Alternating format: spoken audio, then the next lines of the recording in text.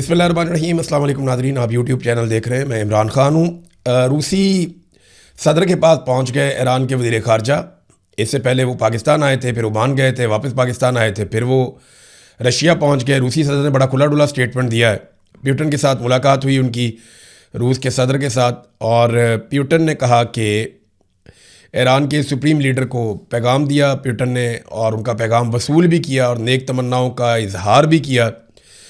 जो main statement है वो ये है कि मैं उम्मीद करता हूँ कि ईरानी अवाम इस मुश्किल दौर से गुजर जाएंगे और अमन कायम होगा।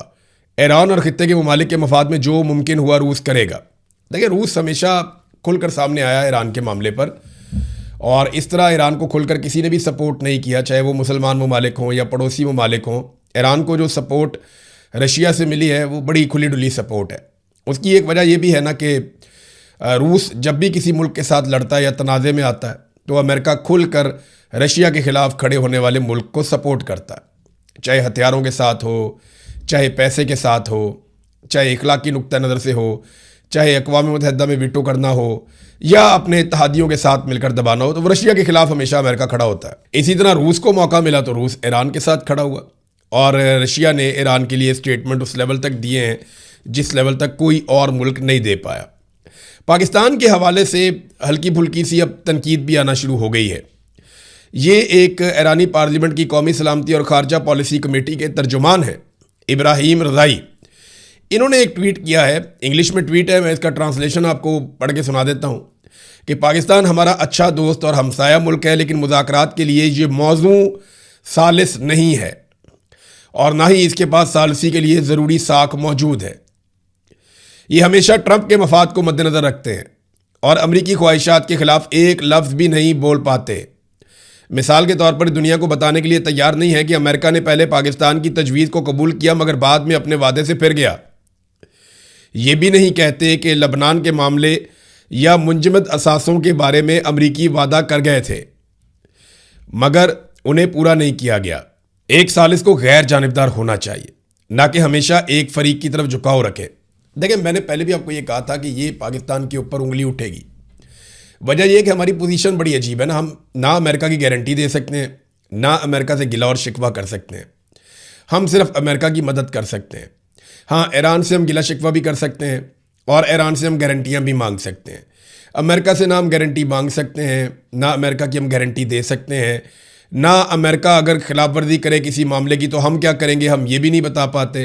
तो पाकिस्तान की एक बड़ी कमज़ोर पोजीशन है। इस पोजीशन में आप सहूलतकार तो हो सकते हैं, लेकिन सालसी करना ज़रा मुश्किल होता है। यही बात अब ईरान में से भी सामने आना शुरू हो गई है। उनकी पार्लियामेंट के कौमी सलामती और खारजा कमेटी के तर्जुमान जो हैं उन्होंने ये स्टेटमेंट दिया है। स्टेटमेंट मैंने आपके सामने रख दिया।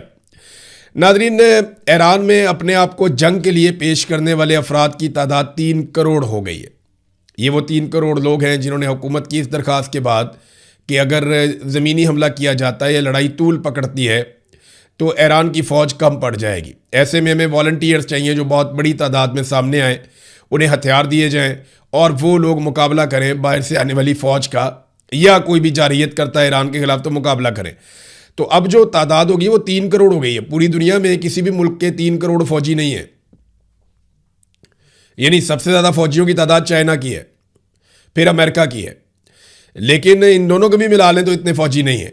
ये तो बहुत बड़ी तादाद है फ़ौजियों की, जो कि 3 करोड़ है। 3 करोड़ फ़ौजी तो नहीं है, वॉलंटियर्स हैं। तो ये जनाब लोगों ने अपने आप को रजिस्टर कर दिया और इसका इजहार किया है कालिबाफ ने, जो स्पीकर हैं कौमी असम्बली के ईरान के और मुज़ाकराती कमेटी के हेड। तो उन्होंने एक पोस्ट की और उसमें उन्होंने कहा कि आप तारीख के वो चैम्पियन हैं जो हमेशा फतहयाब रहेंगे। इराक़ची ने 2 बड़े अहम बयान दिए। एक, उन्होंने कहा जी हमारे जो मुज़ाकरात अपने मकासद में अभी तक पूरी तरह कामयाब नहीं हुए, हालांकि पेशरफ्त हुई है। पेशरफ्त से वो नहीं मुकरते, वो ये कहते हैं कि पेशरफ्त हो रही है लेकिन मुज़ाकरात में पूरी तरह से हम कामयाब नहीं हुए। और उसकी वजह उन्होंने 2 चीज़ों को करार दिया। उन्होंने कहा कि अमेरिका के गलत रवैये एक वजह है और दूसरा हद से ज़्यादा अमेरिका के मुतालबात ये वजह है। लेकिन इसके बावजूद ईरान ने दिल बड़ा करते हुए पाकिस्तान के ज़रिए से जो तजावीज़ अमेरिका को दी हैं, मैंने आपको पिछले वीलॉग में बता दिया था, और अब वो बाकायदा पाकिस्तान के और आलमी मीडिया पे छपना शुरू हो गई है। क्योंकि ये कॉमन सेंस की बात है। यही 2 चीज़ें जहाँ पे आगे सारे फंसे हुए हैं। नंबर 1, आप नए हुर्मुज़ नंबर 2, ईरान की जौहरी सलाहियत। ये 2 चीज़ें हैं ना कि ईरान अपने जौहरी प्रोग्राम के साथ क्या करता है, एटमी प्रोग्राम के साथ क्या करता है, और एक आबना हुर्मस का स्टेटस क्या होगा। तो इस पे जो ऑफर या तजावीज़ ईरान ने दी हैं अमेरिका को, वो बड़ी दिलचस्प हैं और वो पाकिस्तान के ज़रिए से दी हैं। उन्होंने कहा जी कि जौहरी मुज़ाकरात हम बाद के मरहले में कर लेंगे, तफसील से बैठेंगे, बाकी स्टेक होल्डर भी आ जाएं, आलमी एजेंसी IAEA भी आ जाए, तो वहाँ बैठ के तसल्ली से जो जौहरी मामलात हैं उनके ऊपर हम तय कर लेंगे। लेकिन इस वक्त जो उन्होंने तजावीज़ पेश की हैं उसमें यह है कि आबना हुर्मुज़ को खोल दिया जाए पहले और नाकाबंदी ख़त्म कर दी जाए। अब ये नाकाबंदी अगर ख़त्म हो जाती है अमेरिका की जानिब से तो एक बेहतर सूरत हाल होगी और जंगबंदी कायम रहे। और दूसरा, ईरान भी आबना हुर्मुज़ को खोल दे, चाहे स्टेटस को थोड़ा सा तब्दील करके खोल दे, लेकिन आबना हुर्मुज़ खुल जाए और आलमी तजारत जो है वो वहाँ से जारी हो जाए। याद रहे कि दुनिया की पेट्रोलियम मसनूआत की जो तजारत है उसका 20% यहाँ से होता है आबना हुर्मुज़ से। ये बहुत बड़ी मिकदार है, पूरी दुनिया इफेक्ट हो रही है और दुनिया में फ्यूल की प्राइसेस बढ़ रही हैं, कॉस्ट ऑफ प्रोडक्शन दुनिया में बढ़ रही है, लोगों के लिए महंगाई का तूफान आ रहा है। ये मामला अगर यूँ रहता है तो अगले चंद महीनों में ये ज़्यादा बुरे हालात हो जाएंगे। तो ईरान ने इसका सलूशन दे दिया है कि हम मुज़ाकरात करते रहेंगे, फ्री कैन बैठते रहेंगे, बाकी मामलात को बाद में हल कर लेंगे, लेकिन फौरी तौर पे आबना हुर्मुज़ को खोल दिया जाए और नाकाबंदी ख़त्म कर दी जाए, इसके ऊपर एक मुआहदा पहले कर लिया जाए। ये बड़ी काबिल अमल चीज़ है जो इराक़ची ने बताई है और अमेरिका को एक ऑफ़र दी गई है। लेकिन देखना यह है कि अमेरिका इस ऑफ़र को तस्लीम करता है या अभी मज़ीद नाकाबंदी और घेराबंदी जारी रखता है, क्योंकि इतलात तो यही आ रही हैं कि अमेरिका बड़ी मिकदार में, बहुत बड़े पैमाने पर हथियारों को इस रीजन में पहुंचा रहा है। दूसरा, इसराइल ने जो लेबनान के साथ जंगबंदी की थी वो लगातार खिलाफ वर्जी हो रही है। इसराइल ये कहता है कि हिजबुल्लाह खिलाफ वर्जी कर रहा है, वो धमाके कर रहा है और वो इसराइली फ़ौजियों के ऊपर अटैक कर रहा है, जबकि हिजबुल्लाह और लेबनान बार बार कहते हैं कि इसराइल खिलाफ वर्जी कर रहा है। जनूबी लेबनान के कस्बों में बड़ी भारी बमबारी की है इसराइल ने, उसके बाकायदा मनाजिर भी जारी किए गए हैं, वो दिखाई भी दे रहे हैं। तो सबको पता है कि किस किस्म की सूरत पैदा होगी। अमेरिकी सदर डोनाल्ड ट्रंप ने एक इंटरव्यू दिया है, उस इंटरव्यू में जो उन्होंने सबसे बड़ा दावा किया वो फिर वही है कि अमेरिका ईरानी यूरेनियम हासिल करके रहेगा। यानी ये जो डोनाल्ड ट्रंप का कहना है ना कि ईरान की यूरेनियम अमेरिका ले जाएगा या हासिल कर देगा, ये खौफनाक चीज़ है। इस पे ईरान नहीं मानेगा और यहाँ लड़ाई बढ़ सकती है। लेकिन डोनाल्ड ट्रंप का एक ट्रैक रिकॉर्ड है, डोनाल्ड ट्रंप बहुत ज़्यादा मांगता है और फिर कुछ थोड़ा सा लेकर वो एक स्टेटमेंट तब्दील करता है और वो राज़ी हो जाता है और वो अपनी हार को जीत कहने की भी सलाहियत रखता है कि मैं जीत गया। डोनाल्ड ट्रंप का ना एक बड़ी ज़बरदस्त करैक्टर है डोनाल्ड ट्रंप का। वो ये मांगेगा कि आप मुझे यूरेनियम दे दें, मैं यूरेनियम लेकर जाऊंगा, मैं यूरेनियम नहीं छोड़ूंगा। और बाद में अगर ईरान के साथ कोई ऐसा मुआहदा हो जाता है कि ईरान एटमी तजर्बा नहीं करेगा एटम बम का और यूरेनियम को दूसरे मकासद के लिए इस्तेमाल करेगा, तो डोनाल्ड ट्रंप कहेगा ये मेरी बहुत बड़ी फतह है। तो तब डोनाल्ड ट्रंप को पूछेगा भी थे आपने यूरेनियम लेकर आनी थी अमेरिका में, तो वो कहेगा जी क्या फ़ायदा, वो ख़त्म ही हो गई और अब वो किसी और मकसद के लिए इस्तेमाल होगी। तो ट्रंप के अंदर ना ये फ्लेक्सिबिलिटी बहुत ज़्यादा है, वो बड़े आराम से अपना स्टेटमेंट तब्दील करके अपने आप को फातेह करार दे देता है। और ट्रंप की पार्टी भी ऐसी है कि वहाँ पे बहुत सारे लोग इस बात को मान भी जाते हैं। तो डोनाल्ड ट्रंप ने एक तो ये बात की है। दूसरी जो डोनाल्ड ट्रंप ने बात की वो ये की है कि ईरान के पास सिर्फ 3 दिन बाकी बचे हैं। अब ये क्या कोई डेडलाइन है? नहीं।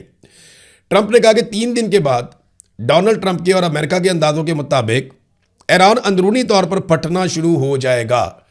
वजह जो है वो माली मामलात हैं।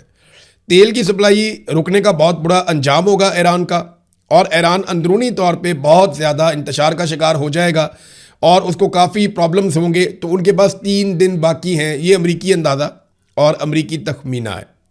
वैसे अभी तक ईरानी अमरीकी अंदाज़ों से ज़्यादा ढीठ साबित हुए हैं और मुश्किल साबित हुए हैं। ये अभी आपको मैं बताता हूँ डोनाल्ड ट्रंप ने क्या कहा। पहले तो डोनाल्ड ट्रंप ने कहा कि पिछली क़यादत की जगह पे एक बेहतर क़यादत आ गई है। हालांकि सारी लड़ाई जो है वो नई क़यादत ने लड़ी है, पिछली क़यादत तो पहले हमले में ही शहीद हो गई थी। लेकिन साथ ही डोनाल्ड ट्रंप ने इसी इंटरव्यू में कहा कि ईरान की क़यादत बहुत अजीब है, समझ नहीं आ रहा हमारा वास्ता किन लोगों से पड़ गया है। ये भी डोनाल्ड ट्रंप ने कहा और इसी इंटरव्यू के अंदर कहा। फिर उन्होंने कहा कि अमेरिका ने ईरानी फ़ौज को मुकम्मल तौर पे कुचल दिया है, मगर अब भी वहाँ पे ख़तरात मौजूद हैं। तो नादरीन, ये इंटरनेशनली चीज़ें चल रही हैं, हम इनको रिपोर्ट करते चले जा रहे हैं। रीजन में अमेरिका हथियार इकट्ठे कर रहा है, बड़े पैमाने पर उसकी मूवमेंट जारी है। ऐसी ही मूवमेंट अमेरिका फरवरी के महीने में और जनवरी के महीने में कर रहा था। तो उन चंद हफ्तों में अमेरिका ने जितनी मूवमेंट की, हमने आपको रिपोर्ट की और मैं आपको बताता जा रहा था कि जिस तरीके से अमेरिका हथियार पहुंचा रहा है, चीज़ें लेकर जा रहा है, ये सिर्फ बातचीत के लिए या दबाव के लिए नहीं होगा, ये लड़ाई हो जाएगी। और फिर लड़ाई हो गई, अंदाजे दुरुस्त साबित हुए। अब भी जिस तरह अमेरिका बड़े पैमाने पर मूवमेंट कर रहा है, इस पर अरबों डॉलर खर्च होते हैं और इतनी बड़ी जो मिलिट्री मूवमेंट है उसके बाद लड़ाई ना हो, इसके इम्कान कम है। अब नाज़रीन, आ जाए ज़रा पाकिस्तान की तरफ। द इकोनॉमिस्ट ने एक मजमून लिखा है पाकिस्तान के हवाले से, और ये लिखा कि मुल्क का आइन अब भी रस्मी तौर पर जमहूरी है। यानी पाकिस्तान के अंदर जो आइन है उसमें लिखा हुआ है पाकिस्तान एक जमहूरी मुल्क है, लेकिन ये रस्मी तौर पे ही है, अमली तौर पे नहीं है। मगर मूंछों वाले आर्मी चीफ ने पाकिस्तानी हाइब्रिड निज़ाम को फौजी कंट्रोल की तरफ झुका दिया है। यानी ऑलमोस्ट कंट्रोल कर दिया है सारे के सारे आइन पे, पूरे के पूरे निज़ाम पे फील्ड मार्शल आसिम मुनीर ने। और पाकिस्तान में अब हाइब्रिड नहीं है, बल्कि वो फौजी ताकत है, यहाँ पे फौजी कंट्रोल है पाकिस्तान के ऊपर। यानी एक तरह का पाकिस्तान में सिंपल आप कहें तो मार्शल लॉ है। हालात यहाँ तक पैदा कर दिए हैं कि आईनी तरामीम कर करके अदलिया को फतह कर लिया गया है। अब जजेस की हालत यह है कि जब दिल करता है उनको उठा के एक जगह से दूसरी जगह ट्रांसफ़र कर दिया जाता है, और ये फैसला भी अब कर लिया गया है। यानी अब नई खबर ये आई है कि जो जजेस पसंद नहीं है, इस्लामाबाद पे पूरा कंट्रोल चाहिए पाकिस्तान की मिलिट्री एस्टेब्लिशमेंट को। यहाँ पे कोई भी ऐसा जज उन्हें नहीं चाहिए, क्योंकि इस्लामाबाद में जो मामलात होते हैं हुकूमत से रिलेटेड होते हैं। तो हुकूमत से जुड़े हुए मामलात में कोई ऐसा जज नहीं चाहिए जो इंसाफ फराहम करे। लिहाजा इस्लामाबाद से 5 जजों को निकाल कर मुख्तलिफ जगह पे ट्रांसफ़र करने का ये फैसला कर लिया गया है। अदलिया का शरादा बखेरा जा रहा है और पाकिस्तान की अदलिया, पाकिस्तान के वकला, बार्स सब बैठकर तमाशा देख रहे हैं और कोई ये रास्ता रोकने के लिए जुर्रत नहीं कर रहा। जस्टिस मंसूर अली शाह और अतर मिनुल्लाह साहब ने बड़ी बुलंद आवाज़ में इस्तीफ़े दिए थे। ऐसा लगता था कि वो बाहर निकलेंगे और दुनिया को बताएंगे कि अदलिया फतह हो चुकी है, सब बेड़ा गर्क हो गया, लेकिन उनमें से दोनों ने कोई आगे जुर्रत नहीं की, किसी जगह पे आगे जाकर उन्होंने आवाज़ नहीं उठाई, बल्कि वो खामोश होकर बैठ गए। ऐसा लगता है कि वो अब लड़ने की कैपेसिटी से ही बाहर थे। इससे बेहतर था कि वो अदालत के अंदर रहते और सुप्रीम कोर्ट से इस्तीफ़ा ना देते, वहाँ मौजूद रहते तो शायद किसी एक केस में इंसाफ देते, 2 में इंसाफ देते। लेकिन बदकिस्मती है पाकिस्तान की। एक और देखें कैसी अजीबोगरीब खबर है। हुकूमत ने एक तरमीम की थी कानून के अंदर और ये इख्तियार ले लिया था कि पाकिस्तानी शहरियों के पासपोर्ट गैर फ़ाल कर दिए जाएं। यानी हुकूमत चाहे जिसका पासपोर्ट उड़ा दे, जिस शहरी का पासपोर्ट गैर फ़ाल करना चाहे हुकूमत गैर फ़ाल कर ले। ये हुकूमत ने इख्तियार ले लिया था। लाहौर हाई कोर्ट ने इसको गलत करार दे दिया था, लेकिन अब आईनी अदालत ने, जो पाकिस्तान की मिलिट्री एस्टेब्लिशमेंट ने एक नई अदालत तैयार करवाई है पाकिस्तान में, आईनी अदालत ने शहरियों के पासपोर्ट को गैर फ़ाल करने का जो इख्तियार है वो हुकूमत को वापस दे दिया कि पाकिस्तानी हुकूमत जब चाहे जिसका चाहे पासपोर्ट ख़त्म कर दे। ये इख्तियार हुकूमत के पास अगर होगा तो हुकूमत अपने तमाम पॉलिटिकल अपोनेंट्स को कुचल देगी और उनके पासपोर्ट गैर फ़ाल कर देगी। ये लोग ट्रैवल नहीं कर पाएंगे, उनके बुनियादी इंसानी हकूक मुतासर हो जाएंगे। लेकिन आईनी अदालत ने ये वाली सहूलतकारी भी कर दी। आईनी अदालत को जो भी कहेगी ना पाकिस्तान की एस्टेब्लिशमेंट, वो फौरी तौर पे कर लेंगे, फौरी तौर पे कर लेंगे। पाकिस्तान को पूरी तरह से जकड़ लिया मिलिट्री एस्टेब्लिशमेंट ने। वो चीज़ें हो रही हैं जो माजी में कभी भी नहीं हुई थी। मिसाल के तौर पर आप ये देखें ना कि लाहौर का इलाका हरबंसपुरा, वहाँ पे पुलिस ने एक मुकदमा दर्ज किया और ये 9 मार्च का मुकदमा है, रमज़ान के महीने का मुकदमा दर्ज किया जनाब के इसराइली झंडा जो है वो जलाया गया। एहतजाज किया लोगों ने और इसराइल का झंडा जला दिया। इसके ऊपर मुकदमा दर्ज हो गया, पाकिस्तान में गिरफ्तारियाँ हो रही है, फर्द हो रही है। अंदाज़ा करें पाकिस्तान कहाँ पहुँच गया। आप फ़लस्तीन के हक़ के लिए निकलते हैं, आप पे गोलियाँ चलती हैं, आप गिरफ्तार हो जाते हैं। आप इसराइल के ख़िलाफ़ निकलते हैं, आप पे मुकदमात होते हैं, आप गिरफ्तार हो जाते हैं, गोलियाँ चल जाती हैं। अजीबोगरीब सूरत हाल है पाकिस्तान में, ऐसा हमने कभी नहीं देखा था। ये पाकिस्तान की मिलिट्री एस्टेब्लिशमेंट ने अपनी मर्ज़ी से हर चीज़ को बदल के रख दिया है। यहाँ तरक्की का एक ही मेयार रह गया है, इमरान खान के ख़िलाफ़ हो जाओ।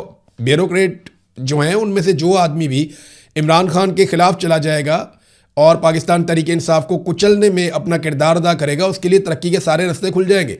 ये वाहिद क्राइटेरिया रह गया है पाकिस्तान में तरक्की करने का कोई किसी किस्म की सलाहियत नहीं चाहिए, किसी किस्म की दिमागी सलाहियत नहीं चाहिए, किसी किस्म की कारकर्दगी नहीं चाहिए। कारकर्दगी सिर्फ और सिर्फ एक है कि जो करना है करो, इमरान खान को और पीटीआई को कुचलो, और जो ब्यूरोक्रेट ज़्यादा काम करेगा इस सिलसिले में उसको ज़्यादा तरक्की और सहूलियात मिलेगी। ये हम होते हुए देख रहे हैं। हुकूमत ने एक बार फिर पाकिस्तान में शरह सूद में इजाफा कर दिया। जब सूद की शरह बढ़ती है तो कारोबार कम होता है, ये एक सेट पैटर्न है। अब ये हुकूमत मुल्क नहीं चला पा रही, सादी सी बात है, और अपने खर्चे निकालने के लिए लोगों की जेबें काटने पड़ आ गई।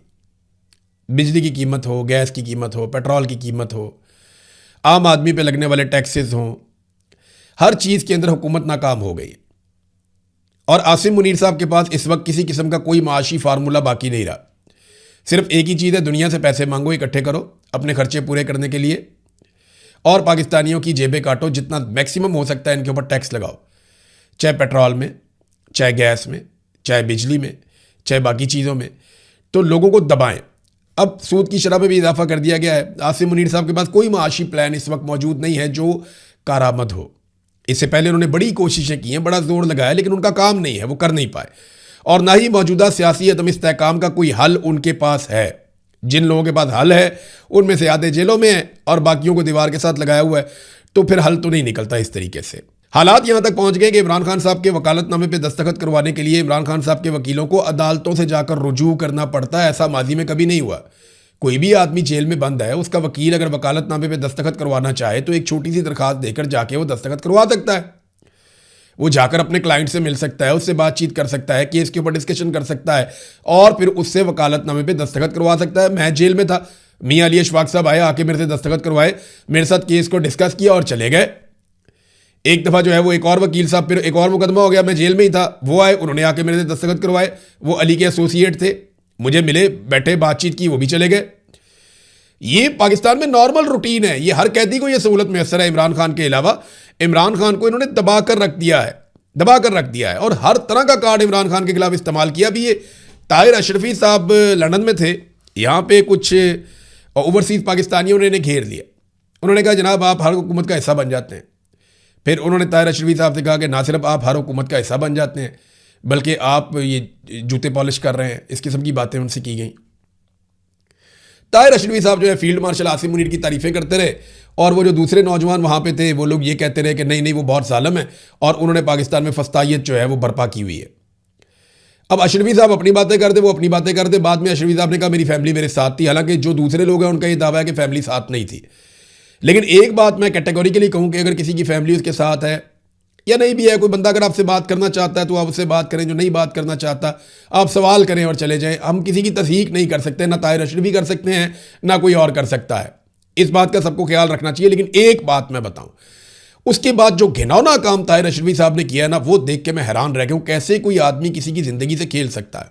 ये देखें आप, ताहिर अशरफी साहब ने बाद में एक वीडियो के ऊपर पैगाम जारी किया, क्योंकि मौके पे तो जवाब दे नहीं पा रहे थे, तो वीडियो के ऊपर उन्होंने एक पैगाम जारी किया। और पैगाम तो जो है सो है, उसके ऊपर जो कैप्शन लिखी ताहिर अशरफी साहब ने वो बड़ी खौफनाक है।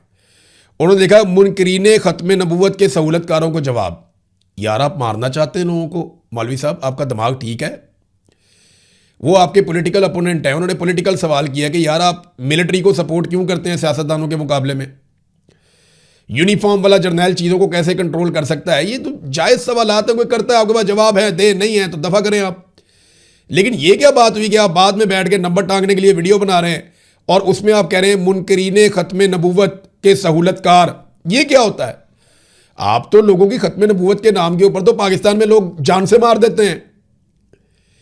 ख़त्म नबूवत के नाम के ऊपर तो यहां पे खून की नदियां बह सकती हैं पाकिस्तान में। आपको नहीं पता लोगों के क्या जज्बात हैं? और आपने एक पॉलिटिकल पार्टी को पूरी को टैग कर दिया पकड़ के। आपको ये बारीक वारदात है मौलवी साहब। अब बाद में फतवे ना देना शुरू होना। मैंने कहा था कि जनाब सहूलतकार, मैंने इक्का दुक्का की बात की, मैंने सबकी। आपकी जो कैप्शन लिखी हुई है ना, वो हर आदमी इतना बारीक नहीं आपकी वारदात समझ सकता। जो एक जर्नल इसका तासुर गया है, जो बुनियादी तौर पे इसका तासुर गया है, वो इतना खौफनाक है कि आपने एक आग लगाने की कोशिश की है। मजहब कार्ड को इस्तेमाल करते हुए पूरी पॉलिटिकल पार्टी और उसकी लीडरशिप की जान को आपने खतरे में डाल दिया। मौलवी साहब, इससे पहले भी इमरान खान साहब पे गोली चली थी और इसी तरह की घटिया और गंदी हरकतों की वजह से वो मामला हुआ था। आज फिर आप वही वाला कार्ड इस्तेमाल कर रहे हैं। यार आपको शर्म आनी चाहिए यार, खुदा का नाम लें यार, ये क्या हरकत आप कर रहे हैं मौलवी साहब। मैं आपको बताऊं कि आप क्या कहते थे जब इमरान खान हुकूमत में था और जिन दिनों में हुकूमत खत्म हो रही थी। मैं बताऊं आप मुंह छुपाते फिरेंगे कि आपकी हालत क्या थी उस वक्त और आपके अल्फाज क्या थे और आप किस किस तरह फोन करके किस किस के तरले और क्या क्या बातें आप कर रहे थे। फिर किस तरीके से आप अगले सेटअप के अंदर शामिल होने के लिए आपने पूरी कोशिश की और कहां कहां आप गए। मौलवी साहब कुछ चीजों पे पर्दा रहने दें, आप लोगों की जान से खेलना बंद करें। यह बेशर्मी है, डिटाई है और यह बदनीयती है आपकी। कैसे आप किसी की जान से खेल सकते हैं यार, आपको इंसानी जान की परवाह ही नहीं है। आपने मुंह चुप के कह दिया मुनकरीन खत्म नबूवत के सहूलतकार, ये क्या होता है। आपका एक पॉलिटिकल अपोनेंट है, आपने उठा के उसके ऊपर मजहबी कार्ड इस्तेमाल कर दिया। ये इंतहाई अनफॉर्चुनेट है और ये आप उसी लीडर की फॉलोइंग को या उस लीडर को आप खतरे में डाल रहे हैं जिसके लिए आप एक एक घंटा खड़े होकर मजहबी मामलात पे आप उसकी गवाहियां दिया करते थे। अब ये मुनाफिकत नहीं है तो और क्या है। बाहर अगले वीडियो में बात करेंगे नाज़रीन, बाकी चीज़ों में अब तक लिखते हैं। अपना ख्याल रखिएगा, अपने चैनल का भी। अल्लाह हाफ़िज़।